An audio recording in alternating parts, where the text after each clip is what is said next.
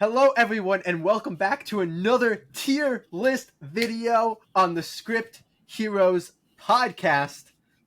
We've got a very fun tier list for you guys this week. We're going to be ranking Batman villains.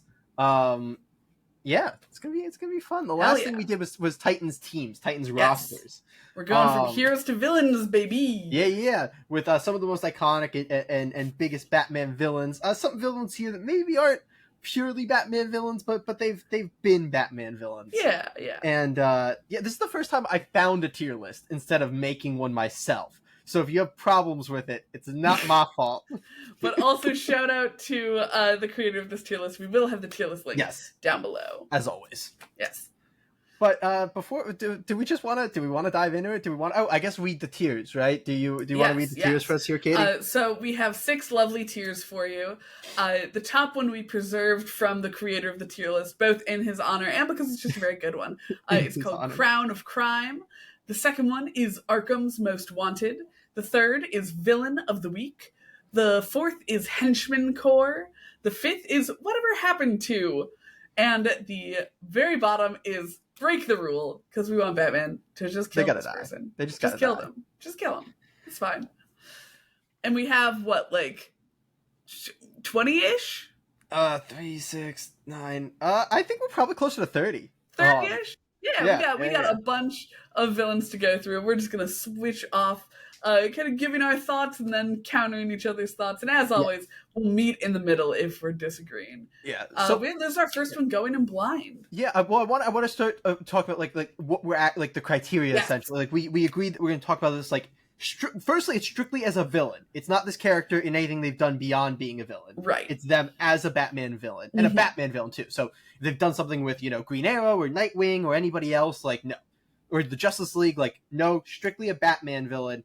And then we're looking at it, as the Script Heroes, we're looking at it from a storytelling purpose. Not like how strong they are as a villain, not how good their rivalry is with Batman, though that might play into it. But certainly does. How good they make for stories when they are the villain, how good stories we've read with them as the villain are, all of that kind of brought together into how good they are as a Batman rogue / villain. So to start it off, we have a character who has at this point probably done a lot more as not a Batman villain than as a Batman villain. Definitely.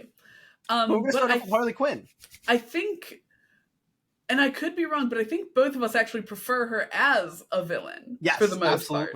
Absolutely. So by our criteria of when she's operating as a Batman villain, I think that Harley is pretty iconic. I think that having her there to kind of supplement what's going on with the Joker is very important, but I don't know that I love her as a standalone Batman villain. That was my question. Like, do we count her like with Joker? I think Joker's that we consider sidekick villain, but like, does that make her herself like a great Batman villain? It's a tough. That's the thing. She's a tough one to start with because she's one of those maybe the weirdest one. Where Harley has gone through so many changes, especially in terms of like competence.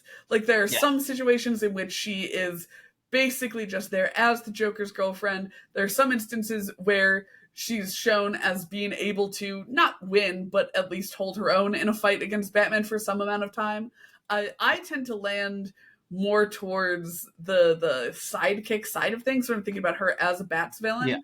Because again, this isn't talking about her in kind of, I guess, her anti-hero phase. She's more of an anti-villain than an anti-hero. But I think that she does get to be more interesting there, but I don't think she's ever interesting as a villain in that space, the same way that I think spoilers she has a lot for of potential as a villain, though. Exactly, like obviously we can't count it because it's not Batman, and we said we're not going to count them. But Gotham Knights tapped into that. I think she's a villain in Caped Crusader too, but they, from what I've heard, very much like changed the character for that. And I have not seen it yet, so can't count that. But I think there's a lot of untapped potential for Harley as a standalone villain. I think we've both talked about on the podcast how we thought that would have been a better path for her after spinning off from the Joker, to be like her own villain versus. And I guess the Harley Quinn show kind of plays into like the. It does, but it really leans so much more into the anti-villain side of things. Like she's not really fighting Batman; she's fighting other villains. Yeah, that's fair. Yeah. But in any case, I think she has potential, which I think really helps. And the Joker thing helps too. I'm kind of torn between Villain of the Week and Arkham's Most Wanted.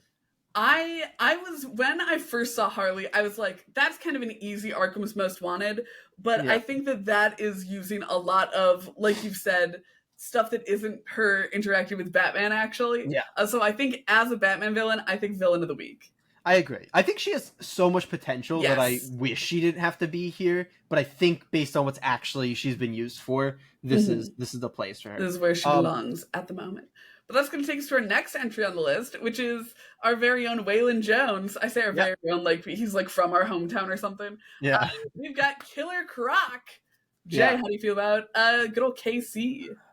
Killer Croc's another one who I think has so much potential. Like, and I really like Killer Croc as a character, and I think there's moments in which Killer Croc's been used very well. Killer Croc is also a member who I love in like Suicide Squad type stuff, but obviously that's not kind of in the periphery here. So yeah, I don't know. I think Killer Croc's a solid. I mean, I feel like in my mind, Killer Croc's pretty much the definition of a villain of the week. Oh, like, he's such a good like temporary threat for Batman to fight.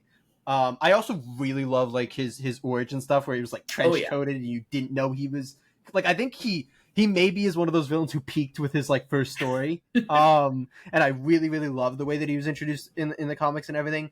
But beyond that, I mean, he's got some good like out of comics appearance too and other media. So I think he's very solid. But I think there's a lot above him. We're talking about Batman villains here. Yeah, Batman villains are notoriously very good.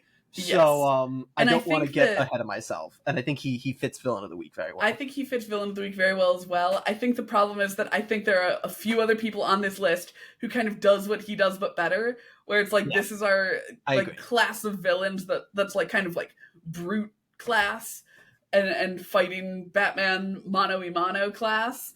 And yeah, I think that he is definitely the quintessential Villain of the Week.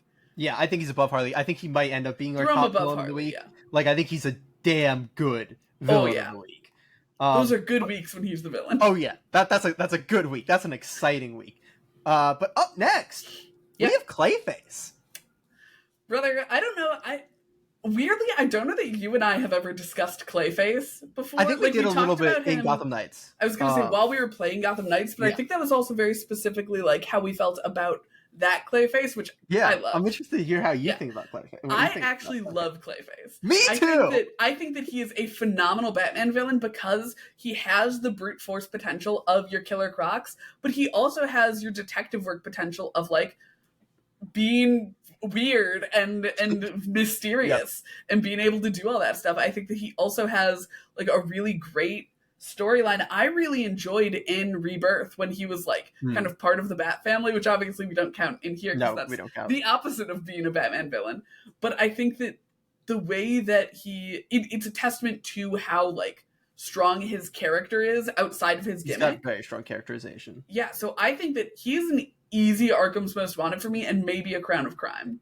I love Clayface. I think primarily it's from like the like building up the baseline in BTAS because like he's such a good BTAS villain, and like when you got that childhood nostalgia, it just like props up the character, And I'm a big fan of Clayface. He's got so much going on, like you mentioned, and also I just think his power set is so cool and makes for such like variety in the kinds of encounters you can have with Batman. Because you can do the brute force, or you can do like a horde. You can do like chases and stuff. He's got a little bit of everything. With trap type stuff where like Batman's like drowning in him. Like there's a lot of really cool visuals and stuff. I am now feeling very strongly about Crown of Crime. I just know there's going to be a lot of Crown of Crime. It's a tough. He might be one that moves once we like maybe when we do our end of adjustment. I'm fine putting him in Crown of Crime now, but I feel like I don't know. Maybe that's a mistake, but I'm cool to put him in. Here's the thing: at the very least, he's gonna get the Script Heroes favorite tag. Yeah. He is our pull list wreck. we pull list wreck you Clayface. I quite enjoy Clayface. But next up is another one of Katie's faves. We've got the Riddler. Are you a Riddler man, Jay? He's a tough one. I think the first thing I'll say. Is I like the Riddler a lot, like conceptually, and I like the Riddler a lot in certain stories and in certain adaptations. Here's my one issue with the Riddler, and it's one that kind of comes up sometimes, is that when you're writing a character who's based around like riddles and detective, it's my problem with Detective Batman in general, and I enjoy Detective Batman, but it's that, you know, they're being written by writers and not by, you know, cops criminal or masterminds, detectives or criminal masterminds. So a lot of times they end up not actually coming across as smart as, you know, they're intended to. It can be a lot of tell not show. Yeah, so I think, unfortunately, Riddler can be a magnet for bad writing sometimes. That is a fair point. And not even from bad writers. And my other issue is just that I think a lot of times they struggle with what they want Riddler to be in, like, the modern times. So, yeah, I think he's solid. And he's obviously my take. He's so iconic. My take is that I think that he often gets the treatment that Nightwing gets, where Riddler can very much be a character that writers use as a shorthand for propping up other characters, where it's like, oh, they outsmarted the Riddler, and that shows you how smart they are. And it's like, okay, but at what cost? It's kind of the same thing with Nightwing, where it's like, oh, they beat Nightwing, so you know how strong they are. And it's like, okay, but now what is that saying about whoever ends up beating this character? Are they smarter than the Riddler? So I think that he is someone who does have a rough time with, like, when he's not the main character. I don't remember what we were talking about with somebody like that in last week's episode. Someone who struggles when they're not the main character. Ooh, we did have that conversation. Yeah. I don't remember. Me either. We did have that conversation. But I think that it's a similar situation. Oh, it was the hack slash villain. It was the hack slash. Yeah. That was in our last bonus episode where we read, it's right here, volume 2 of Hack Slash. So go check that out. And I think that he suffers from the same fate sometimes, where he should be given superpower status, but it can often be knocked down a little bit, which makes his powers a little screwy. So I would be okay putting him in Arkham's Most Wanted. I would very much want him in Crown of Crime. I'm not putting him in Crown of Crime. I'm sorry. He's my good boy. I was more like thinking maybe Villain of the Week. Like I might like Croc a little bit more than I like Riddler, but I will acquiesce that Riddler is absolutely more iconic. So I am cool putting Riddler into Arkham's Most Wanted. And my last little bonus for him is that I like that he's a villain who never goes hand to hand with Batman. Like, you very rarely see the Riddler throw a punch, and I think that's just refreshing. No, I agree. You know, I have issues with like when just all of a sudden everybody can fight Batman, and it's like, what's going on there? But up next we have Black Mask, who is a character that's like I think weirdly has seen a bit of like a resurgence. Yeah, like he was in the Birds of Prey movie. He was in something else. He's going to be the first villain in the new Absolute Batman series. He's also the first on our list here who's like a kind of mob boss villain, which is like a classic Batman archetype. I think that he's a very cool mob boss archetype. He's not my favorite of the mob bosses. I think that I'm very excited for his resurgence because I'm not gonna lie, I don't have a whole lot of Black Mask just rattling around in my brain. Most of it comes from like more so interactions with Red Hood than with Batman. So for me, he's not super strong. So I might even put him down in like henchman core, because I feel like he's not often the like top boss of the boss scene. No, he feels like he's often like the first boss like somebody will take out as like this is the new crime boss, like Red Hood or somebody to be like, look, here's this new threatening. He even took out Black Masks, like we were talking about with Nightwing or with Riddler and those. He's the mob boss equivalent of that, where he's like your bottom tier mob boss. I don't know, especially if we're discounting Red Hood stuff, which we should, because we're talking about Batman villain here. Like, I don't know of much that like is really strong with Black Mask as a Batman villain. So I might even throw him in whatever happened to, because I'm struggling to think like what has happened to him as a Batman villain. Like, you know what? I'm here for that. And I think I am excited to see whatever happened to as he becomes more prominent again. I'm very excited to see him in Absolute Batman. He had territory in No Man's Land, didn't he? Maybe. It says something that I don't remember much about his time in No Man's Land. But yeah, he's a little rough around the edges. Okay, I believe is that Talia? That's Talia. That's Talia. So what do you? Not Art of Talia that I'm super familiar. What do you think about Talia here? Talia's next on the list, and I believe you give your thoughts on Talia first. Oh yeah, I guess Yeah. Wait, did I not give the first Black Mask? I gave the first Black Mask. You did. That is correct. I'm sorry. My brain has died. So Talia, I like Talia quite a bit. Oh, yeah.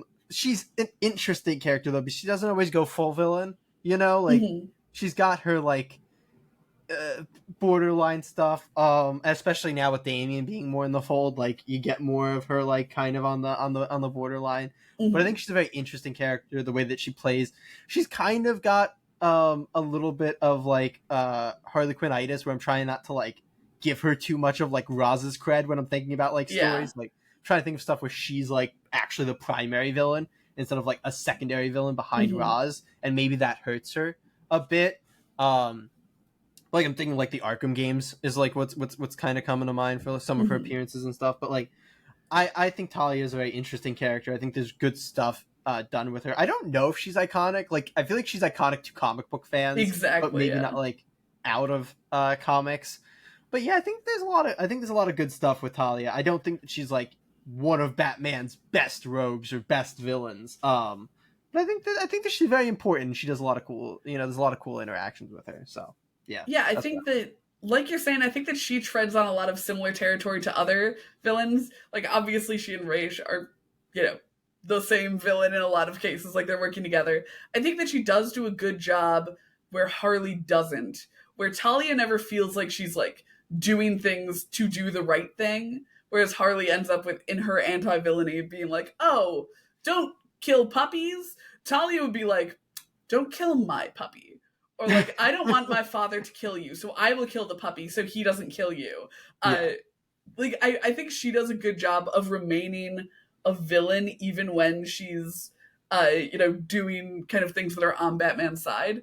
But I don't think she does it. That's not like the most exciting villain to have, though, And when you're looking at like the kind of romance aspect of it, you have the iconic Batcat going on, and it's like it just pales so much in comparison to the long history of that. So I might put her in Henchman Corps because she kind of just operates. That's what I was gonna say. She just kind of operates as Ra's henchman a lot of the time. Yeah, we're gonna throw her in Henchman Corps here. Yeah. Next up though, we've got Deathstroke, who is.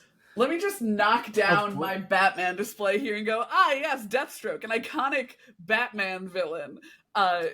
He's definitely treaded more into Batman territory, though, in recent years. Like he has, but that's because DC is wrong. He's very much like DC's, like, pull pin of, like, we need a badass villain to fight insert non-powered hero most of the time here.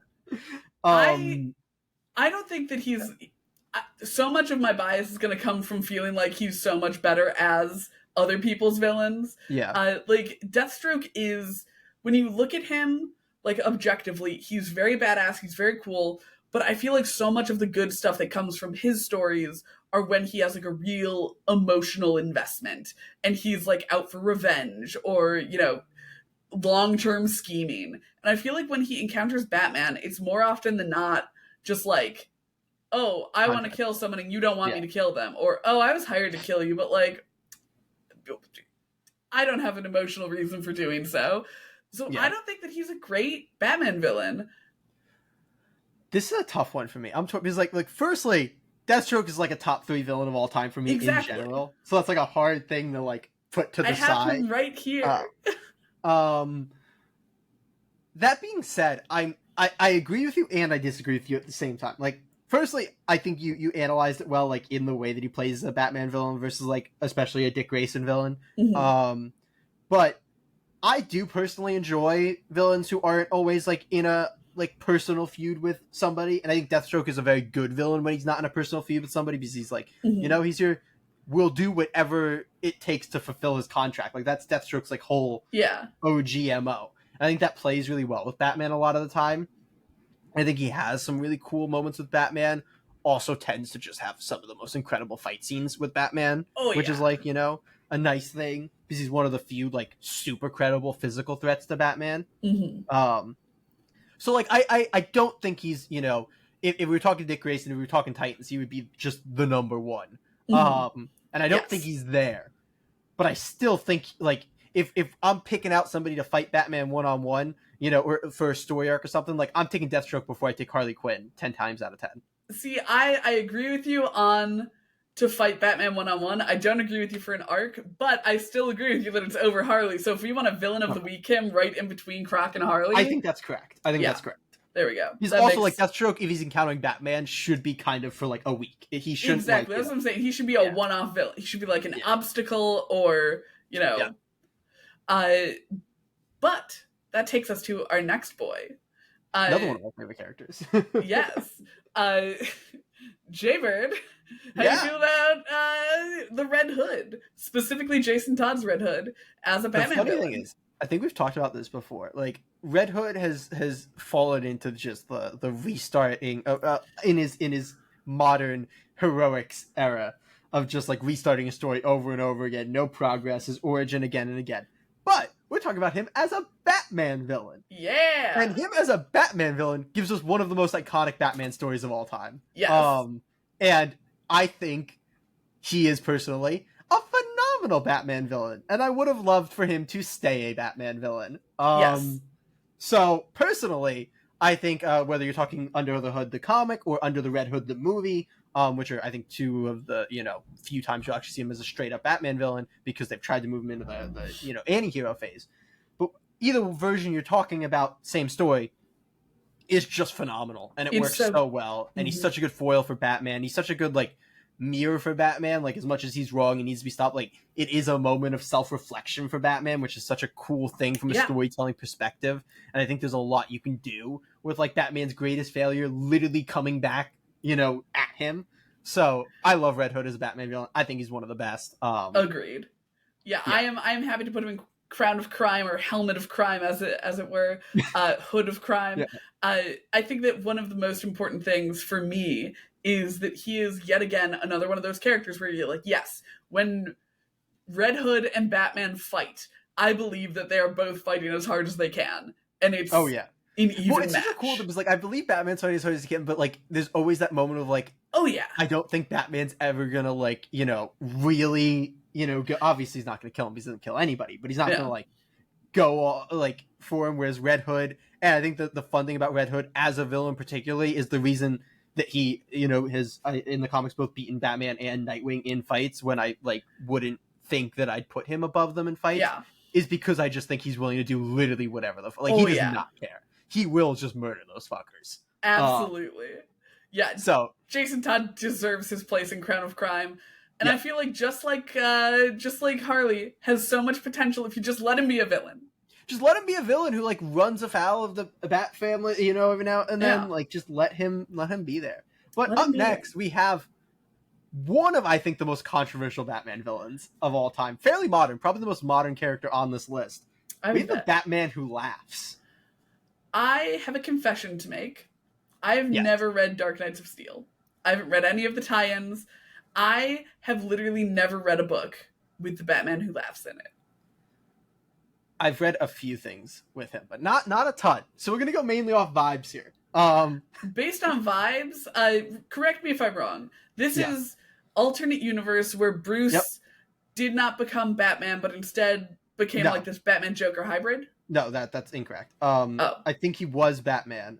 Okay. And then like I think he kills Joker, and then like that releases a fear gas that like turns him into a Joker version. Thank you. Again, I have literally never read evil any Batmans. I believe started out as Batman and then became the evil versions, if I'm not mistaken. I believe you because again, I did not engage at all. This is like Dawnbringer 2, which is the evil Green Lantern Batman. There's Red Death, which is the evil Flash Batman. And there's more. I'm glad that you know these things. There's the water one. There's like an Aquaman-esque one. So I'm going to say based on vibes, I don't love the vibes. Mostly because I think that my particular level of Joker tolerance has been exceeded for like 15 years. That's super fair. Which is about as long as I've been reading comics. Like, the amount of just Joker saturation is so rough. So I'm immediately like, oh, okay, Batman's Joker origin story, lol. Yeah.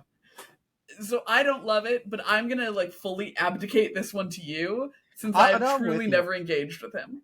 I don't really love it. It's honestly one of the like even from just like it's one of the less interesting ones to me for like Batman going like kind of evil, like because it doesn't like he's got weird shit going on, like he's got like Robins on chains.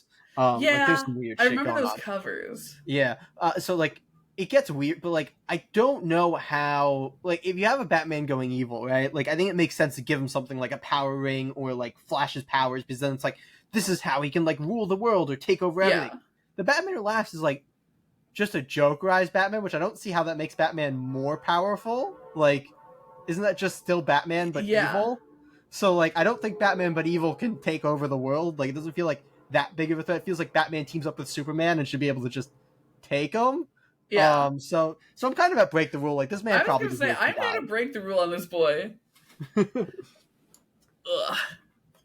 Did he kill Damian or did Darkseid kill Damian? Who killed Damian? Oh wait, no, the clone killed Damian. Yeah. Okay. Never mind. I was gonna say I'll give him extra points if he killed Damian. I was like, he did. I don't think he killed Damian. He did originally show up in Damian's Teen Titans. So. Yeah. Yeah. All right, but that's it for the Batman Who Laughs. I am having trouble identifying who is next. That's Firefly. Oh, Firefly. The portrait is quite small and mostly just red. Yes, it's very fiery. Yeah, I think you are monologuing on Firefly. I'm monologuing, right? Because you like abdicated the monologue. You were the monologue. Surrendered my time. Yeah. Firefly, a character I haven't super engaged with, honestly. I know he's supposed to be the villain of the Batgirl movie. He was in Arrow, which obviously doesn't count because, not Batman villain of that. And he was very much changed for that. Yeah, I haven't encountered Firefly much, honestly. So I might abdicate this one to you. Well, the problem is I haven't read much of Firefly either. I feel like vibes. I feel like Firefly is someone who comes up as just like oh, here's our little like filler issue, or like, oh, someone's teamed up with Firefly, so there's a burning building. I don't know a whole lot about Firefly, but I don't feel like he's like main villain material. So I would be inclined to either Henchman Corps or Whatever Happened To. I think throw him in Whatever Happened To. It feel rough to put him above Black Mask. Agreed. Like, let's put him below Black Mask, Whatever Happened To. Yeah, like I kind of care about Black Mask, Firefly, it's like, whatever. But Katie, why don't you talk to us about the Joker? Wherever could the Joker end up on a Batman villain tier list? So here's the thing. It's hard to put him anywhere but Crown of Crime. And I don't think I'm going to try to, because it's one of those things where every good Batman story has some sort of Joker in it. He's there somewhere. And that is an over-exaggeration, obviously. But it's like 90% of Batman's most iconic and best stories have some sort of Joker going on. I don't love him in like a kind of, I don't know, edgy way. Like, I frankly, I love a good silly Joker. I love when the Joker is being a little bit off the rails. I love it when the Joker is doing like very concentrated crime. Like, oh, I poisoned Batman's water supply. I don't love it when no more water supply. Why is everything always the water supply? That was a little joke just for you, Jay. Why does every villain go after the goddamn water supply? So I like it when he's doing like individual deranged things. I'm not the biggest fan of him in like oh, I'm going to blow up the city. Like, okay. But have you considered doing your like individual deranged thing? Like in Batman R.I.P., when literally one of the panels in comics that has haunted me the most for the longest time is when the Joker cuts his own tongue in half with a razor blade. It's disgusting. It's iconic. It's makes me want to vomit. And I feel like that is the type of shit that works so well with Joker. Like he can do you want that unpredictable exactly Joker who like he might kill you, but he might also just let you live if it's funnier. Like, he's just gonna like go for the joke. Like, when he does very deranged things on a small scale, or does very silly things on a large scale. I'm here for either one of those Jokers, but I feel like it's normally not that.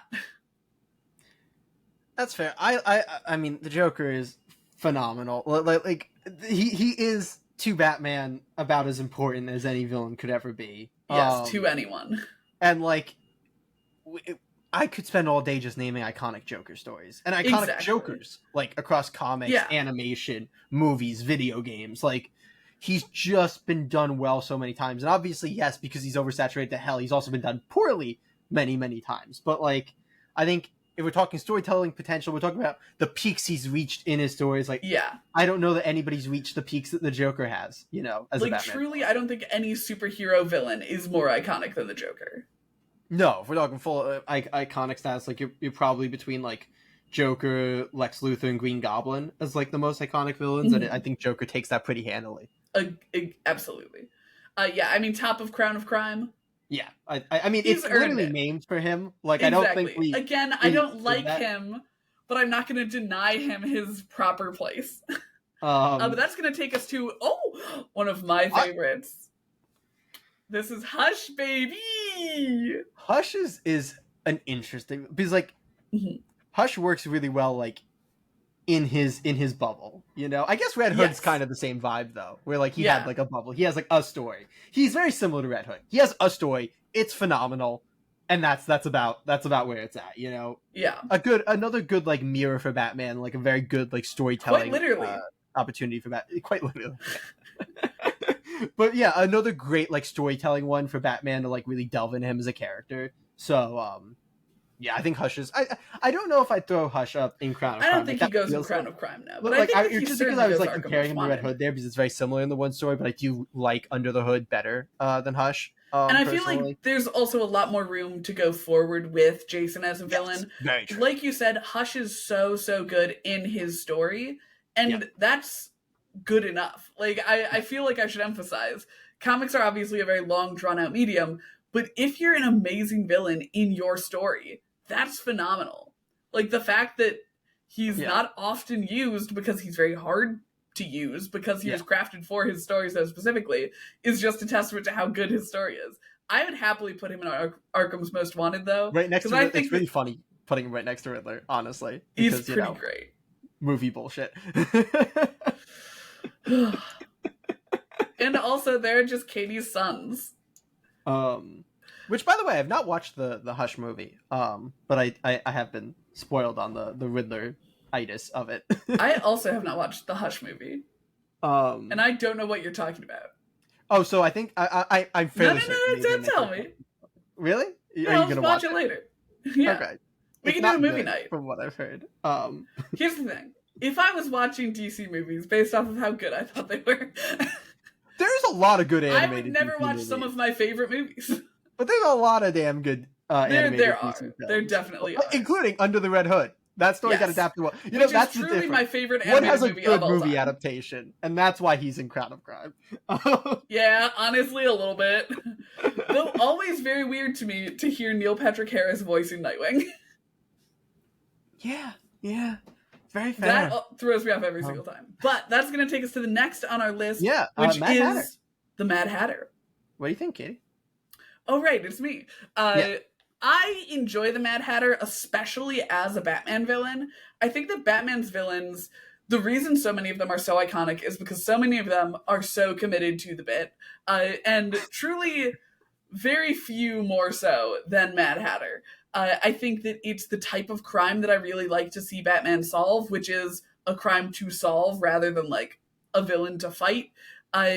He does very interesting things in terms of like what he can get away with like taking hostages and shit. I think that he's a very solid villain of the week. Ooh, that's an interesting one. Like, yeah, I might end up agreeing with you. I think Mad Hatter's a lot of fun. I think that Mad Hatter, kind of similar to Clayface, but you know, not to the extent to where I think he's as good a villain as Clayface. But similar to Clayface, I think he's kind of versatile. Like, obviously, he's not like toe-to-toe fighting Batman, but there's just a lot of like vibes you can take his story and like full-blown like serial killer, like serial abductor status, or like a more goofy like Joker light type story. So yeah, he's very versatile. He's fun. He's interesting. I also love a villain that can, like, I'm gonna just say get Batman high. Like, when you can have some like trippy dream sequence shit with Batman, that's some good shit. Yeah, some Alice in Wonderland shit. Yeah, it feels rough putting him like I just don't feel like, you know, like it feels wrong to put him next to Deathstroke. Yeah, I don't think he's like on that level of iconic. I don't even think he's on the Talia level of iconic, but I do think he just works really well as a Batman villain. More and that's so than what I'm saying is that he's so good as a Batman villain. Yeah, so I agree. I'd say put him above Harley. Do you want to move Harley down to top of Henchman Corps? Yeah, I feel like it's where she belongs. It is. I know we don't normally just a better adjust version of Talia. Just a slight improvement over Talia. Not to unbury the lead, but speaking of Henchman Corps, hey, it's Zsasz. Maybe one of my favorite Henchman Corps. I quite like Zsasz. Oh yeah, conceptually, I think Zsasz is really cool and really like fucking like we talk about villains that go from like goofy to terrifying. Like this dude's just terrifying. Exactly. Like this dude just fucked up and like immediately threatening when you're like, oh wait, this man has a mark for everyone he's killed. Oh wait, look at all those goddamn marks. Amazing character design. Yeah, I really think Zsasz is just like an instantly intimidating like minor villain, which again makes him kind of Henchman Corps, but I think he's like absolutely the best a Henchman Corps type can be, you know? I think you hit it there. I think that he does a lot of his best operations when he's like part of a team. Like, you know, he kills people, cool, but it's so much cooler when he's like killing people for a reason. Do you want to put him at just the very top of Henchman Corps? I honestly, I was going to, but then I'm like, I feel like that's rough because like everything we're discounting Harley for, like I think does make her like in this spot better than Zsasz. So like I feel like Harley maybe deserves to be above Zsasz. You know, I'm here for that. Let's like, split the split up our girls there. Yeah. Deadshot. Yeah, Deadshot. Deadshot is just my preference over Deathstroke in a Batman situation. I love and that is specifically because I feel like they fill a very similar role of they tell very similar stories when they're up against Batman, and it feels like it's not just borrowing someone else's villain to put in Batman's stories. So I would call Deathstroke a villain of the week, and I would put him above Deadshot a villain of the week, and I would put him above Deathstroke but below Croc. Yeah, Deadshot's an interesting one. Deadshot is, I think, just kind of like the like full blown, you know, like his own threat version of Victor Zsasz. Weirdly, you know, like he's the dude he just kills everyone, but he kind of does it on his own, and he's just there, and he's intimidating as a threat, and also a character who obviously is iconically in Suicide Squad and all that stuff, but that doesn't get to play. And also a character who jumps between non-powered heroes a little bit, except he's the one who kind of started with Batman and moved out compared to Deathstroke, who, you know, started with other villains and kind of moved over to Batman. So I'm very much with you there, except I feel like there's more good Deadshot stories as a villain against Batman than there are Croc ones. So I might put him above Croc. You know what? I'm here for that. I think that I was like, I want to just make him Deathstroke but better, but I can very much see that, as much as I love Croc and his vibes. But that's going to take us to the next on the list, Hugo Strange. It's just Arkham City in my head. Like that's just where my brain immediately goes as you know. Very fair. When it comes to Hugo Strange, and like a fantastic version of Hugo Strange, but also then I'm thinking like, aren't there that many other great Hugo Strange Batman stories? He's really wonderful in Gotham by Gaslight. Not read Gotham by Gaslight. I feel like you bring up Gotham by Gaslight a lot, so I just have to say a lot. I've not read Gotham by Gaslight. Vibes.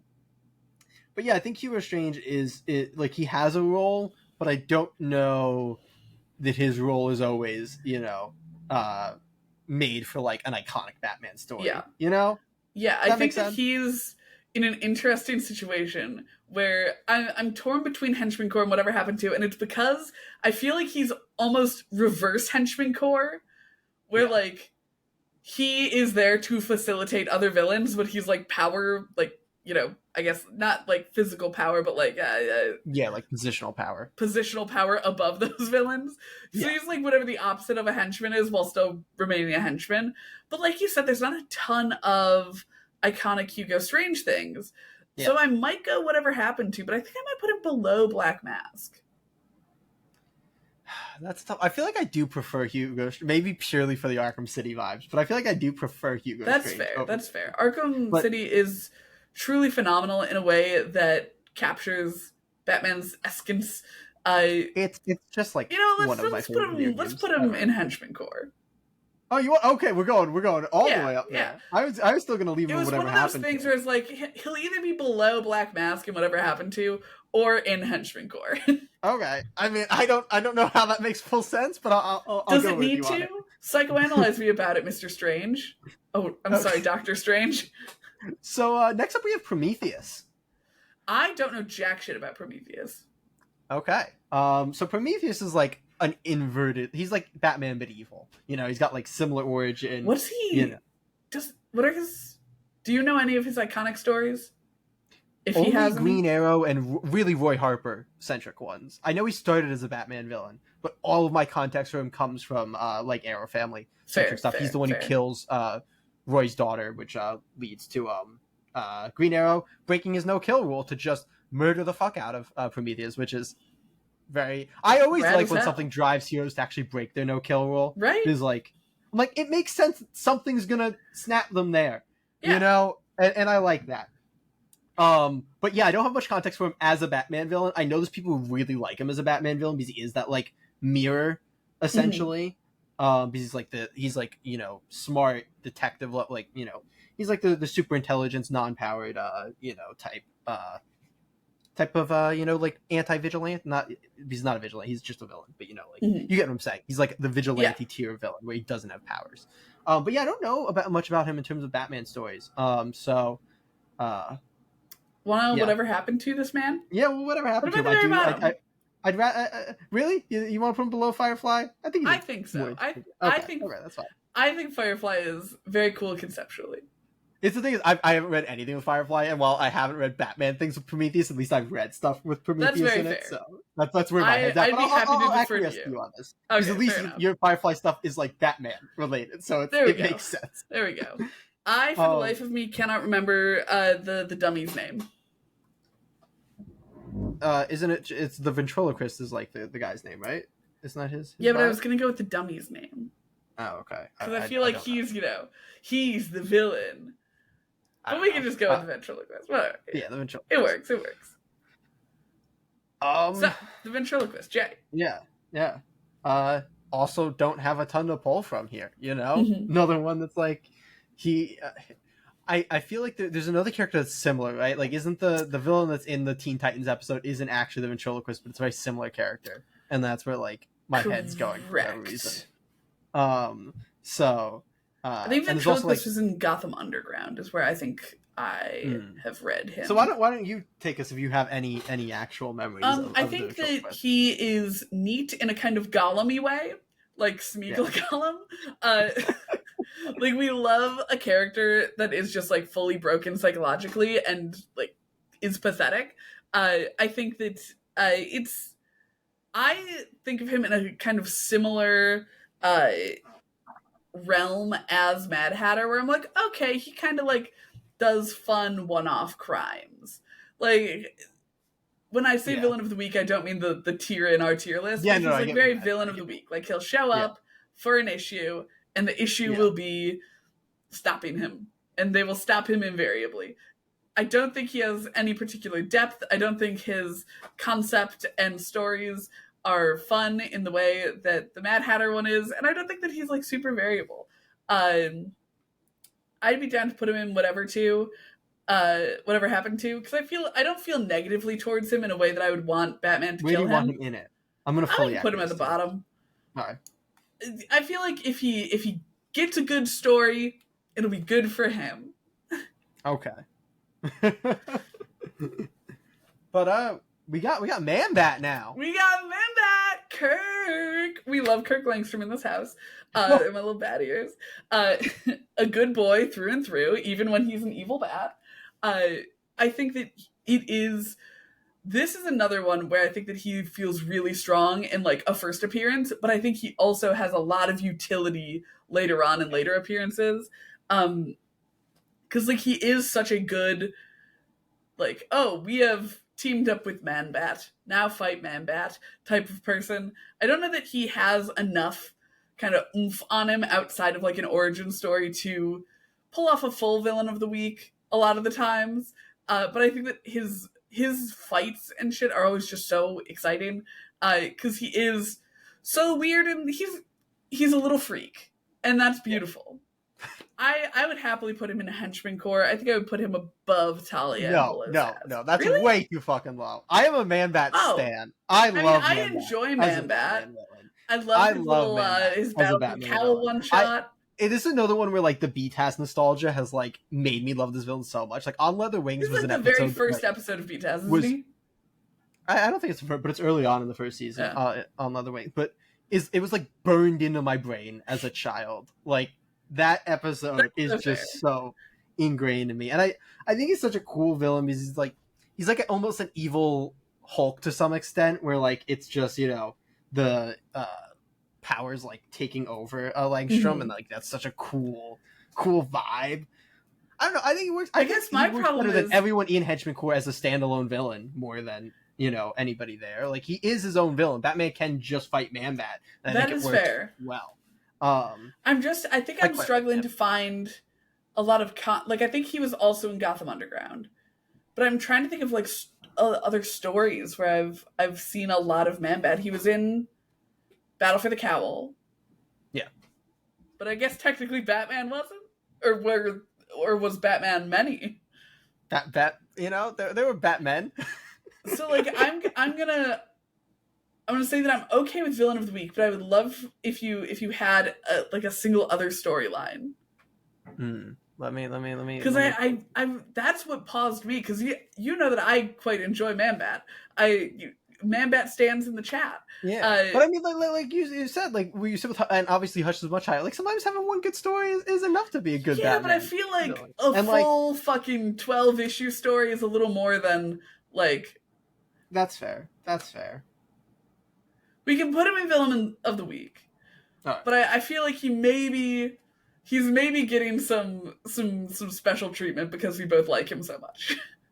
That's He's got. I think he's somebody though. Like he's also like obviously past, but like I'm also like if a Batman comic was to come out, like who, like out of these characters, where do they rank in terms of like if they were the villain for that issue, like how much potential I think that issue would have. Enough, and I feel like in his spot, everybody below him, I would be more interested in a Man-Bat villain issue than anybody. That's fair, and I think part of that is because I feel like there aren't a lot of them out there where I'm like, yes, use Man-Bat. Yeah. You know what?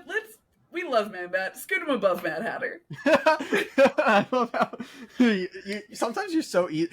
You go all over. Sometimes you're so easily swayed, and sometimes you're so like you really got your vibes. It's because I'll often try to like censor myself or like tamp down my own biases. Man-Bat is one of those. Like when I play into it, you're like, oh no, that's fine. I'm like, okay, fine. If we're being biased, I'll happily be biased. Yeah. But speaking of bias, I think we both might have a slight negative bias towards this next one.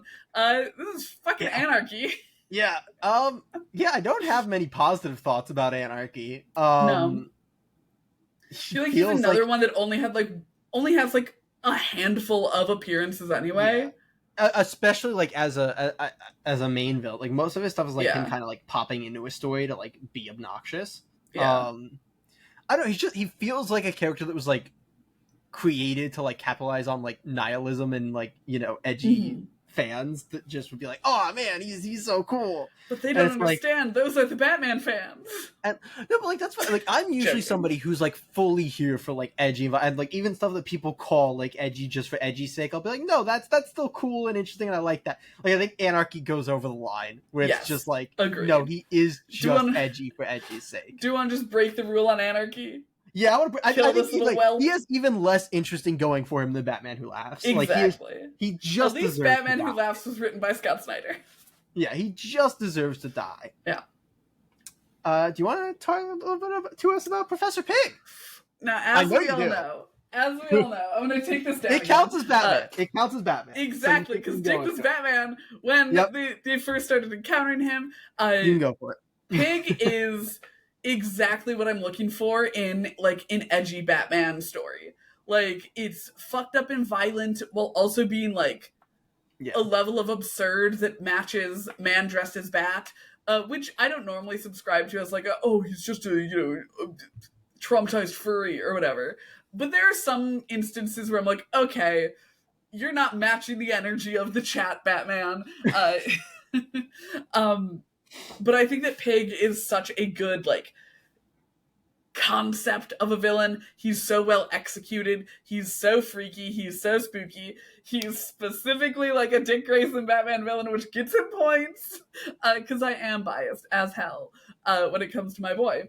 I love Pig. I don't think that he's at all Crown Prince of crime status at all. But I do think that he'd be good as an Arkham's Most Wanted or a Villain of the Week. I think that he can sustain a little more than like a single issue, which is why I'm leaning Arkham's Most Wanted. Yeah, I'm with you. I think he definitely can do more than an issue. Like, he is Dirk. You obviously, during Dick's run as Batman was a good story arc. He was, I think, we read it recently. Like, he does get a little like weirdly weird sometimes. Yes, he does. Where it pushes a little out of like what feels good for the story. But I'll give you Arkham's Most Wanted. I do think he works really well. I think, and also like for a fairly recent character, has I think made a mark more so than a lot of modern created Batman villains, because there's just so many to try to break through. Exactly, so like, and I think he did a good job. Something that we haven't mentioned with a lot of these villains, because I don't know that a lot of them have kind of had it going on. He's a villain who does really well with Batman and Robin. Because like I feel like he has a lot of good kind of like goon potential to be like, all right, Robin, go fight the child-sized dolls, and Batman will go fight the adult-sized pig. But next up on the list, another, I'd say the second or third most iconic Batman villain, Catwoman. It's interesting because she's like kind of a villain, and especially modernly, yeah, has like edged out. I don't know if I'd say she's a top 3 most iconic Batman villain. Maybe she is now, especially. Like I'm thinking here, like Joker's obviously one, of course, and then I'd probably give Two-Face 2. I feel like that's fair. He would like that. And then like I'm between it's tough. Like even like it's just my brain, because it's like from what like everything gets stuck from when like I started getting into superheroes as a kid, and like I can't adapt. So like in my mind, I feel like Riddler and Poison Ivy are both kind of above her for me. But maybe that's just a me thing. I mean, you gotta remember, she had like a 100 plus. I think she's had 2 different 100 plus issue runs. Where I think she is like that's solo like, runs. We're talking as a character, like no. What I'm saying it. I was saying in terms of her iconicness. But we're we're talking iconic like as a villain, something like who iconically is like clashing with Batman more than like yes. I was slightly pivoting to make my case for her being number 3 on the Batman Rogues Gallery. But in terms of like how much we like her as a Batman villain, take it away. Yeah. Okay. So. Yeah, she's interesting as a villain. Like, obviously her OG stories are, like, the villain who, like, has the kind of tension with Batman, that, like, kind of femme fatale vibe, which I always think is still an interesting archetype that we don't always get as much, because for whatever reason, we feel the need for when, like, that's there to, like, kind of redeem them a little bit. And, like, I think she was in a good space for a while, where, like, she was slightly redeemable, because she wasn't, like, full-blown evil. She was just she wasn't, like, killing people. She's just stealing shit. Selfish. She's just a burglar. And we've now gone, like, to know she's got to be stealing from, like, evil, bad people so that we, like, can really empathize with her. But I'm going to put that, that's still there. But I'm going to put it to the side a little bit. Because at her core, she does work really, really good as a Batman, like, foil and villain. Obviously, we've pivoted, and that's not really where she is anymore in the stories. But I still think that we're there for that. So right. Yeah, I'm gonna. I think she's Arkham's. Not, maybe even Crown of Crime. I'm between top of. I'm like really debating with myself here, which is why I'm like stuck because right. I wanted to have. I'll speak my while idea. you formulate. Yeah, you speak. I wanted to have my idea yes, before. I think that she is top of Arkham's Most Wanted. I think that she very much has earned her place up there. I don't think she's Crown of Crime because, like you said, she's only doing iconic crimes. I feel like so much of her iconicness is not as a Batman like villain, but as like a Batman supporting character, even though she is like in that villain role. But so often her villainy just feels like a vehicle for their attention. So I think she should get top of Arkham's Most Wanted. Okay. I'll acquiesce to you on that. But we're gonna go to another Katie favorite here with do we want to just call it the Court of Owls here? Like, do we want to like we can call it the Court of Owls. Or I think we should specifically be like Talon Court of Owls because we had Black Mask as opposed to like Black Mask Gang. Do we want to go like specifically like Lincoln March here, or like is that the vibe? I think we go Court of Owls. Let's go Court of Owls. Obviously, I fucking love the Court of Owls. I think that the Court of Owls is the single best modern Batman story. Like, I love Hush. I love Batman R.I.P. I enjoy so many Batman stories, but Court of Owls just was a, like, reset for Batman and, like, a complete almost like a re-origin of him, because it worked so well as like that New 52 thing. I think that they are so intricately tied to Gotham, which is so intricately tied to Batman. The fact that I think they're one of the only villains where you can like, when you're telling stories with the Court of Owls, they are almost always going to have Batman on his back foot. Like, they have the advantage on Batman whenever he goes up against them. And I think that is something incredibly rare for a Batman villain, and I think that it is gorgeous and beautiful. I would put them in Crown of Crime right underneath the Joker. But I'm also very biased because I love Talons. I think that's a little high. You think they go under Clayface? I like Clayface. I love Clayface. But Court of Owls, man. I mean, Court of Owls are great. I'm not arguing against Crown of Crime. Court of Owls just placement within. Yeah, like I'm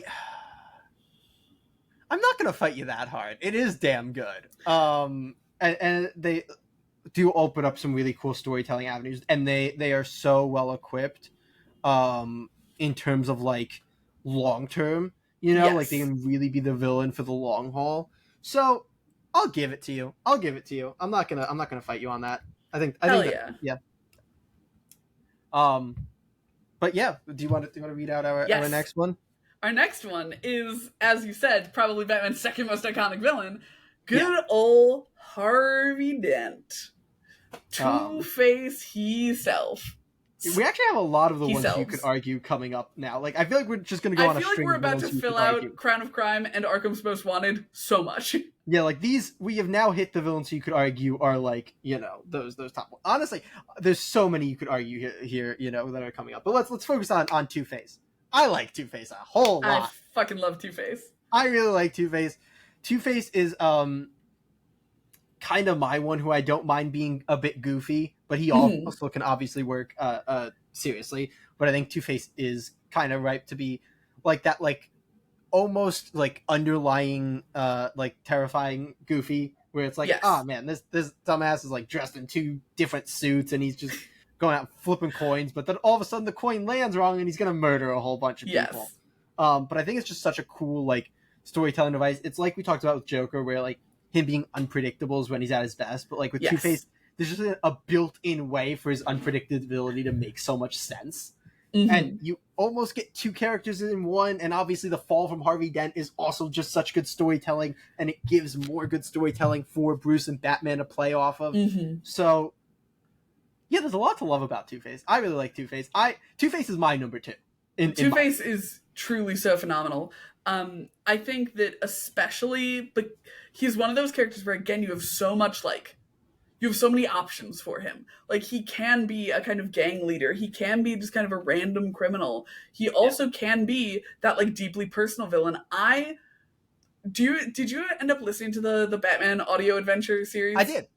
I didn't make it all the way through. The way that they handled Two-Face in that. I love a story where Bruce is trying to get through to Harvey through, like, the Two-Face madness. Those are my favorite types of Two-Face stories, and I think that they work so insanely well. I think that he's such a, like, strong, like, character as he is. I think there's a reason that, like, everybody and their sidekick has either teamed up with or had beef with Two-Face, and it's because he is the epitome of, like, chaos in Gotham. Yeah. But also trying to impose order on that chaos. So he is both going to be fucking up everyone's shit and stepping on everyone's toes. And I love this for him so much. I would put him in Crown of Crime, right above Clayface. I think he's number 2. I think he's the number 2. He's definitely got iconic status over Court of Owls. Like, I think that because of his history, he's got more stories too. He's got more stories. Oh, fine. I'll give it to you. I gave you Court of Owls specifically because I looked down at Two-Face. I gave you him over the other things because I looked down at Two-Face and I'm like, I'm going to use that to get you to let me put Two-Face above Court of Owls. Yeah. It's rough because you are right. He's number 2. He's number 2. I think there's one more coming up that I'm going to try to get above Court of Owls, and we'll see if I can. Is it Scarecrow? No. He's actually between the two that I'd be. I'm not going to lie. I feel like everyone left on this list, I could very easily be made into saying, yeah, of course they're Crown of Crime. Honestly, I might end up saying that we bump Red Hood down to top of our. I think we should bump him down. Yeah. Okay. Well, okay. Why don't we talk about Bane? I think you start us off on this one, right? I love Bane. I love an intelligent Bane. I love a Bane who's like a leader. I love a Bane who is just ready to take over Batman's kingdom. And I feel like that is Bane at his best. When he is like... Bane is so deeply confident in himself. In a way that makes me confident in him. And, like, you don't earn the fucking breaking the bat reputation from nothing. Like, I truly don't know that outside of the Joker, there's a character who has delivered a bigger L to Batman. Correct, but also, I think he leans on that a bit hard. Like, I think he's become a bit of a one-trick pony who's just like, I'm the one who broke the bat. Like, you guys know Bane. He's the one who broke the bat. Throwing in there that I love when he's, like, kind of doing his, like, kingdom builder drug smuggler thing. Like, I love when we have... Because Bane is supposed to be, like, a super intelligent character. And I love when he is that, because I feel like it embodies this sense of, like, just better Croc, better Clayface, because he has... I mean, maybe not better Clayface. I don't think he's better than Clayface. No, I was thinking... I think he's a better Croc. Brute force. I totally agree with that. I was thinking about it in terms of my, like, character class for them, where it's like, these are the ones who are going to physically overpower Batman. And I think that he's better combat as, like, a person. As a reader, Clayface better. But, like, Clayface... Like, this might be the last one that I try to push as an arc as well. Like, I think Red Hood and Catwoman are both above him for me. I am down for that. I just have a personal love for Bane. I think Bane's been done... Like, I think Bane's been made to kind of look a little bit more like I don't believe Bane anymore could break the bat. Like, that happened, you know? Yeah. I don't believe it could ever happen again. Like, fair enough, I just think he's been a bit too, you know, like... I think the problem is that he's been used as a fucking pillar of meat a lot of times. Like, a lot of times when he shows up, it's because he's, like, super big and strong. But, like, even looking back at... City of Bane, he like, it's gonna sound a little silly after being like, he broke the bat, how badass, he killed Alfred, which, like, obviously doesn't require immense physical power, but immense storytelling power to kill Alfred. And but also that was more of a Robin villain moment than a Batman villain moment. Certainly. So you know. Yes, I agree with where he is now, and again, I just feel like he's someone who, like you mentioned, has occasionally been made into a one trick where he's just kind of like strong in there, but he has all that sweet potential. It just feels like every time he shows up, he tries to break somebody the way that he broke Batman's back, and I'm like, just stop it. Because it looks so weak, because you never succeed again. Like, you try it every time you show up now, and you just never succeed again. Because, like, he can't. Like, they can't do it twice. Just stop having him do it! Exactly, stop having him try. He just looks sad. It makes him look so much weaker than Nightfall. Like, Nightfall Bane, like, if Bane was still in that thing where he had one story and there was nothing important he had done since, I'd be like, oh yeah, he has such a good one story. Like, he's very much, like he's... I think him being next to Hush actually makes a lot of sense. You know? Like, yes. That's where I'm at. Yeah. But anyway. No, I love that. But speaking of characters who keep trying and keep failing again and again, this man has been trying to save the planet from humans, and after, 1,001 years has not succeeded. It is our boy, Ra's al Ghul. Yeah. Ra's or Raish. I call him Raish, and you explained to me that the proper should be Ra's, based on, like, etymological origins and stuff. Yeah, but I think, like, Raish is, like, the DC proper. Exactly. But if DC had, like, done their research, it would probably be Ra's. I personally have always enjoyed it, though it's, like, the opposite of how it should be, just because what sounds right in my head. I've always liked non-League people calling him Ra's, and then, like, the League people calling him Raish, because I just think it sounds, like, more important, personally. I feel like he should just be pronounced one way by everyone. I don't know. I like the vibe of, like, them having, like, a more, like, important or, like, correct. I don't know. I've always enjoyed that. Anyway. In any case, Ra's al Ghul. I quite enjoy Ra's al Ghul. He does suffer a little bit like Bane does from, like, kind of not looking as threatening as he should, just because he, like, can't ever succeed with his shit, His goals are just too lofty. Yeah, but I do really like his place, like, in the Batman mythos, is, like, this... like, world controlling, like, guy who, he's got the resources, like, really more so than pretty much anybody else. Literally anyone else. He's got the numbers to give Batman a great, like, mob fight scene, which is great. He has such good, like, interactions with Batman a lot of times. Obviously, detective, like, like, so iconic. And, like, the vibe of, like, trying to make somebody become, like, your successor is just a really cool story. And I think that personally, that's also... I'm a huge Ra's fan. Me too, absolutely. And I think that one thing that very much separates Raish from Bane is I feel like Raish doesn't really lose. Like, he'll lose the battle, but it never feels like he's lost the war. That's because he always still has the League. Like, Batman... He always still has the League. As good as Batman is, like, Batman can't depose him. Like, Batman can't arrest this man. Or, like, exactly. That's what I was going to say. You can't throw Ra's al Ghul in Arkham. No. Unless you want everyone in Arkham killed when they spring him, like... Yeah. That's not good. Don't do that. It's not good. And I think that he is someone who is made better by the addition of Damian. Whereas I think it weakened Talia a little because it, like, makes her waver a bit more, and I think that it gives her a little bit more of a softer edge. I think that it gives Raish a harder edge. I really do like everything with Raish and, like, Damian. Like, the vibe of, like, this is my grandson who I essentially raised as my son, and then Batman comes in and, like, fucks it all up. And starts telling him that killing is bad. What a fucking dweeb. Yeah. No, I will say, though. Yeah.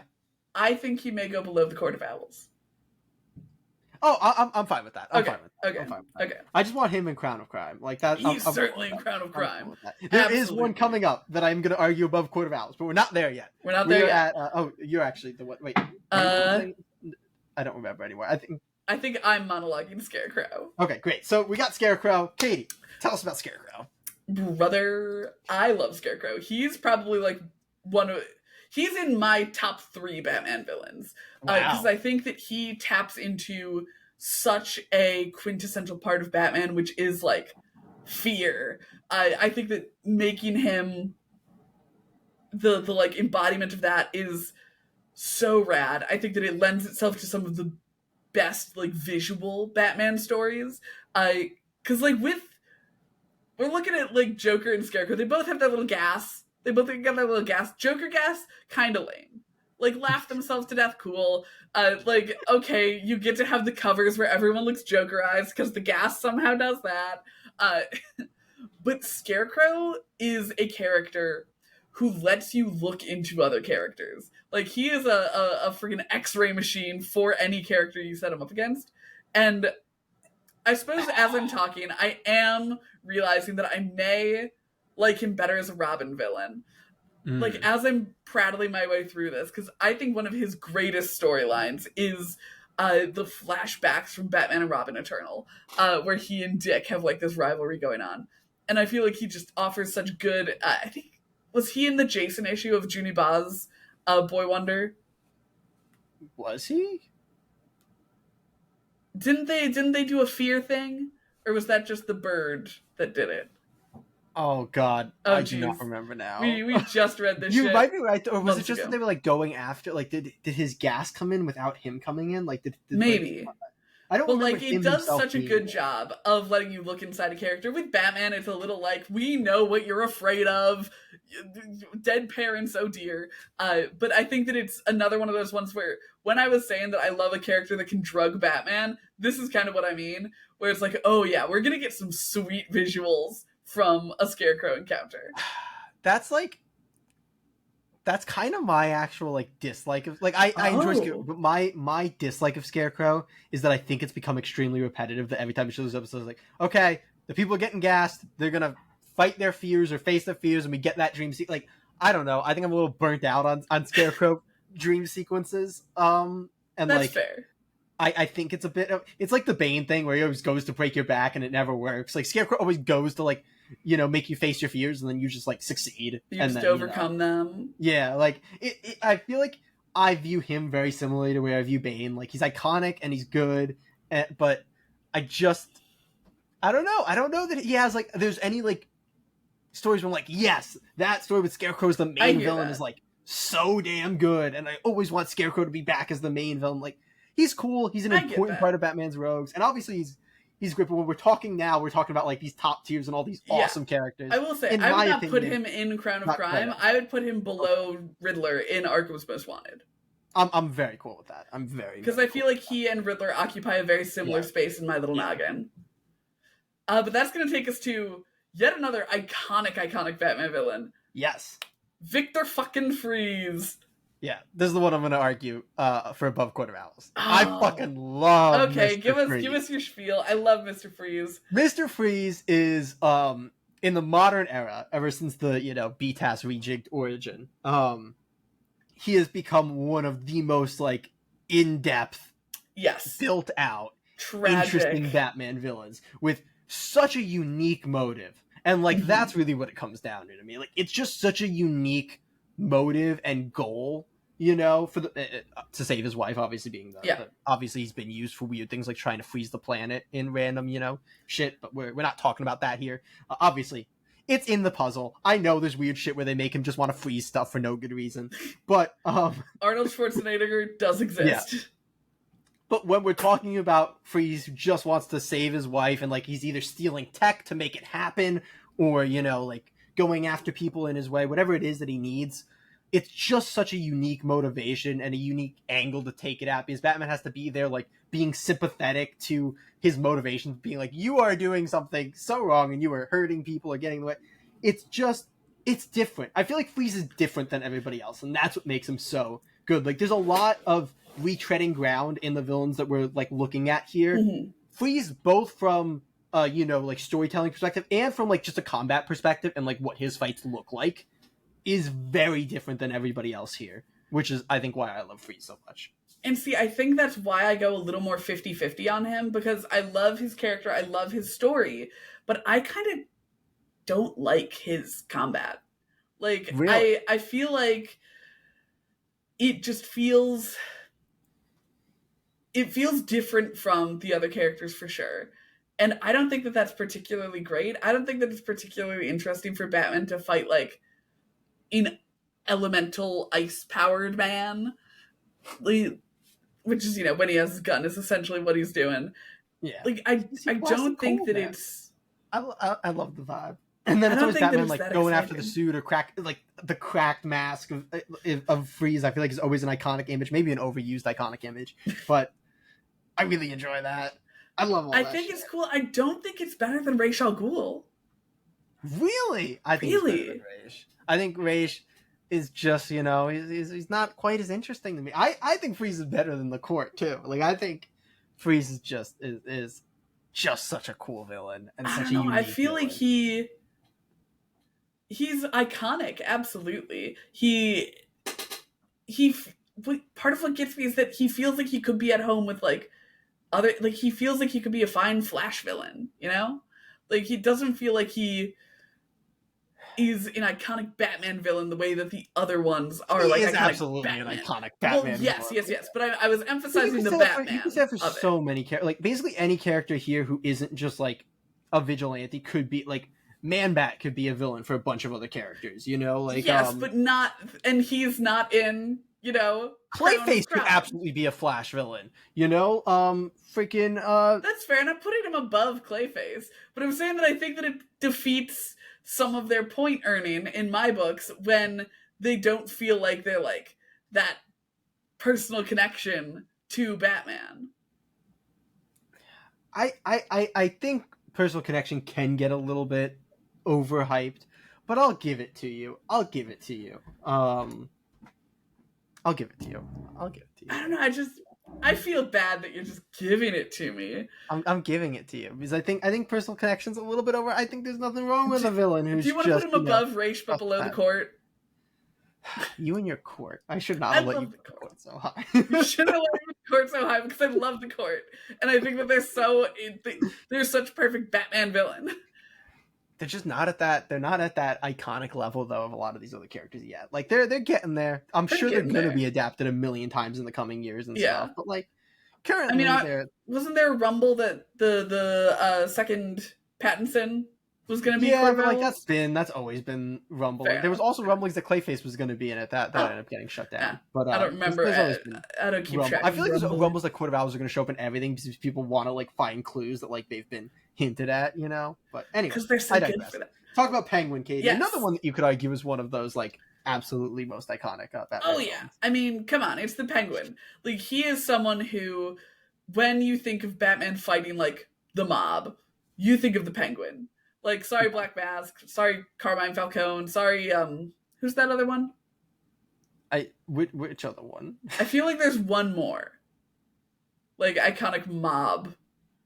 Boss. Maybe I'm just maybe I'm just rotating between like Two-Face and Riddler because they'll like occasionally become mob bosses. Yeah, I mean Two-Face is one. There's definitely the Two-Face gang like is a thing that's like mentioned fairly often in the Batman mythos. Yeah, and I feel like when you're looking at mob boss Batman villain, which is such an important archetype of Batman villain, it's Penguin. When you're looking at the type of villain who Batman cannot arrest, he cannot put this character away, it's Penguin. And you know, Raish, but like Penguin is the type of villain where it does not matter how smart Batman is or how hard Batman can punch. Penguin is protected, and he is going to keep getting away with most of what he's doing, even if you shut down like part of what he's doing. You can't stop Oscorp, man.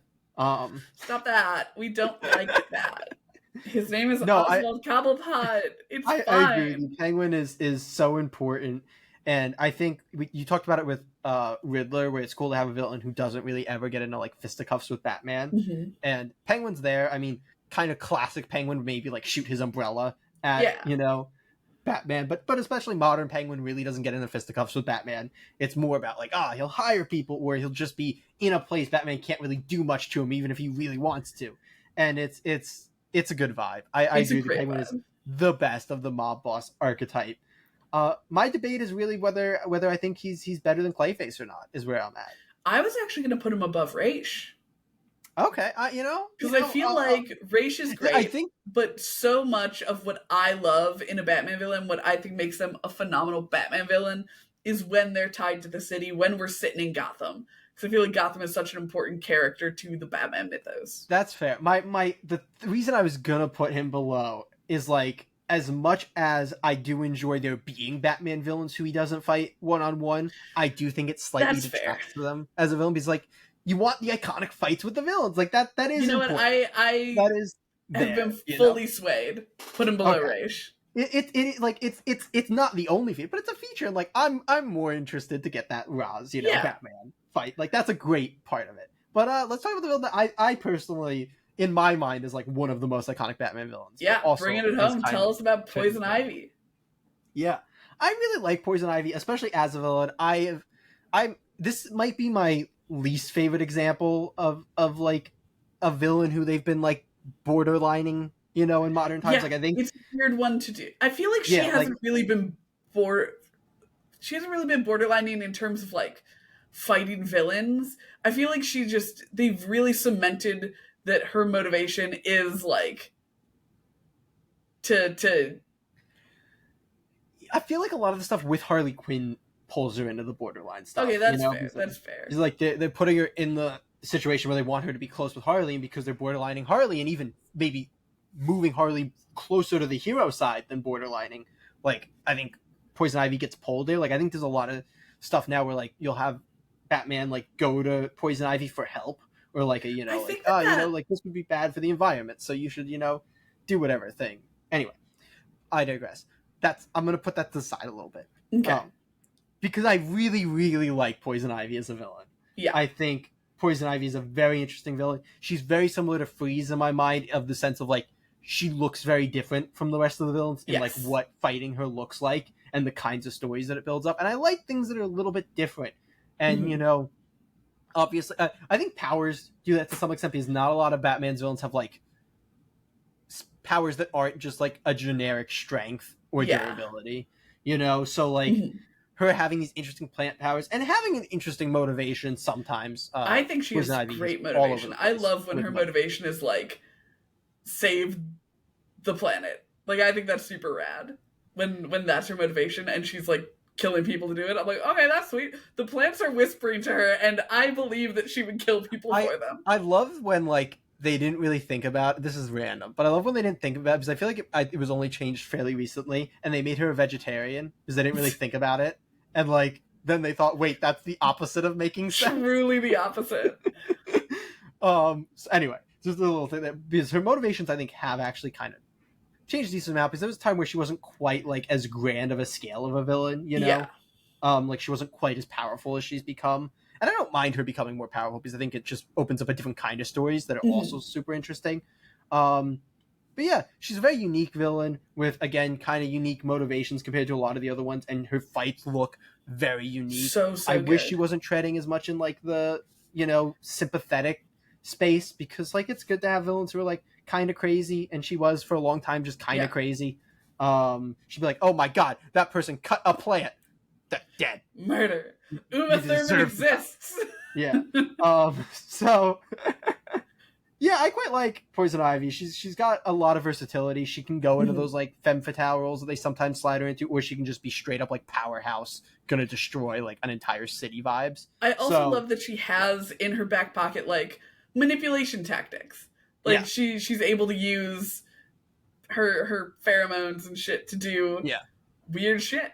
And I think that is super fun for combat things. Because again, I love when someone can just drug Batman.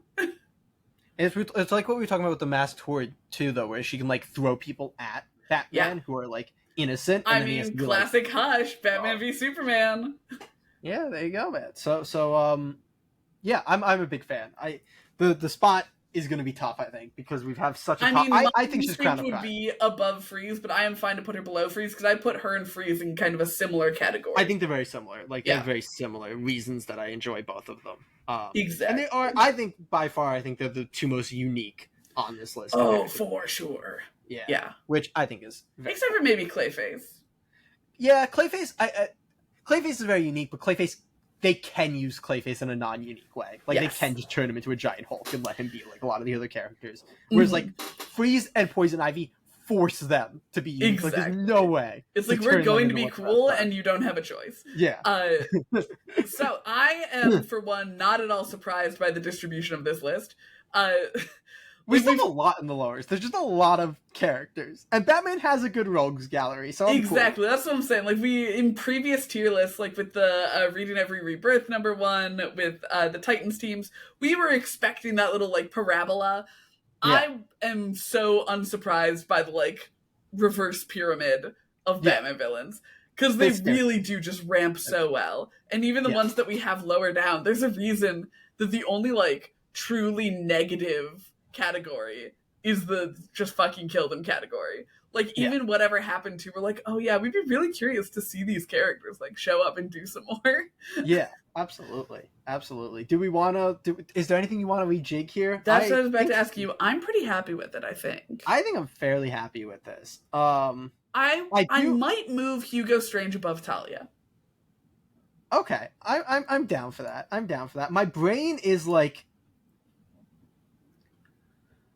slightly on, mainly because of the people like on the tier with him. I feel like Pig's a little bit outmatched. He's a little high. I think he can go top of Villain of the Week. Okay, like his spot's fine. I just think that tier became much better. Yes, and it's just like, it's a very backloaded tier. Yeah, I think he's out of place now with the people that are in that tier. Yes. I think he makes much more sense with the tier that he's in now. So I am wondering if we have Hush a little too high. Hush might deserve to be at the bottom of Arkham's Most Wanted. That's fair. Like, I love Hush so much, but you're right. It's one story, you know? Exactly. And like, they have used him in other things, but it never makes sense. Not well. No. And with that, I might also say dropping Red Hood by just one. Like, I think Catwoman possibly has enough iconically going for her. That's fair. That's fair. She could be you gotta bow to iconic status on some of the stuff. Yeah, so exactly, yeah. I'll give you that. Especially then we get Red Hood and Bane, who are both kind of like around, but coasting a little bit off of that one fantastic story. And I think Red Hood's is, in my opinion, better. It So yeah. I like this. But this. I'm very happy with where we have fallen here. Do we want to read through the tier list? Okay. Okay, do you want to start and then I'll go next? Okay, yeah. Yeah. This is a loaded tier. So in the top tier, Crown of Crime. Do you want to start at the bottom and we'll go our least favorite to our favorites? Yeah, we'll do that. Yeah. So and then you should go reverse order in the tier. You are right. In Break the Rule, we have Anarchy at the bottom. Sorry, Anarchy fans. And then we have the Batman Who Laughs right above him. The only two that we think just need to be killed off. Yeah, that we just don't want to see. Then in Whatever Happened To, we have the Ventriloquist, Prometheus, Firefly, and Black Mask. Then in Henchman Corps, we have Talia at the bottom, followed by Hugo Strange, followed by Victor Zsasz, followed by Harley Quinn at the top of Henchman Corps. At the bottom of Villain of the Week, we have the Mad Hatter, followed by Man-Bat, then Deathstroke, Killer Croc, Deadshot, and at the top, Professor Pig. And then in Arkham's Most Wanted, at the bottom we have Hush, above him Scarecrow, above him is Riddler, above him is Bane, above him is the Red Hood, and at the top of Arkham's Most Wanted is Catwoman.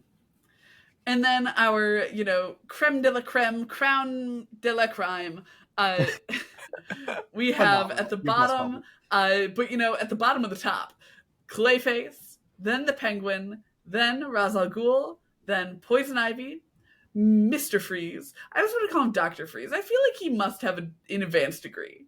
I believe he was called Dr. Freeze in his first appearance. He had a different name. I think it was Dr. Freeze. It is like, buddy, if you earned that PhD, you hold on to it. Then it sounds worse, though. It does. It truly does. But it always just feels like I'm disrespecting him, calling him Mr. Even if it was like Professor Freeze. Give him some sort of honorific.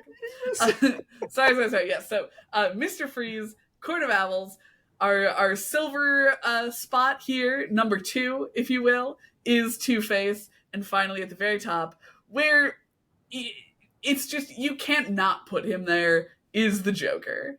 I feel like our tier list would just be invalidated if Joker was number 1. Like, I feel like you just have anybody look and be like, wait, Joker wasn't 1, immediately invalid, Exactly. And they'd be right, frankly. Yeah. Like, if it was characters that I love, he'd be towards the bottom. But if it's just... I love the Joker. I think, yes, I think he can be done. He wouldn't be, like, at the bottom. He would in no way be... He'd probably be, like, a Villain of the Week if it was, like, in terms of, who do you like? But anyway, it's not. It's how good they are as a Batman villain, and he's at the top. A long time. We certainly have. That's an hour and a half, baby. Yeah, so let's wrap this up. We, of course, have the Titans tier list video that you can also check out if you enjoy our tier list videos. Our bonus episode last week was Hack/Slash Part 2. We mentioned that on this video. Also check that out. We, of course, had our main episode this past Wednesday, and we have another one coming up this Wednesday. So hopefully, we'll see you next week. Comic Geeks.